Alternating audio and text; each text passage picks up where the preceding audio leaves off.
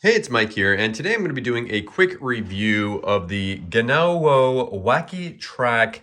Now, this is a toy. It has 12 pieces in it. Before I jump into it, I just want to let you know that I did receive this as a free gift from the company in order to do this review. I will get a commission if you purchase through my link. However, that being said, I will, of course, give you an honest review of what I actually feel about this product as always. So let's jump into this. It says here, as we look at this, it has 12 pieces in it, enhances focus and attention, improves academic performance.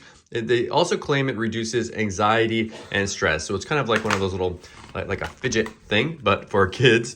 You can see here all the different shapes that you can make with it. You can do like numbers with it. You can make little animals. You can bend them around. You can connect them together. So this one right here, I've actually got them connected together. So you can make them so that this little piece right here will actually connect to this one right here. So you can have them all connected together. You can make little animals with them. You can make numbers with them. You can make letters with them. It's up to you. They come with all these ones all together. It's up to your child and their imagination to create what they want to do. Just a quick warning. It does say that it's for children over the age of 3. So just be aware of that. I hope you enjoy this review.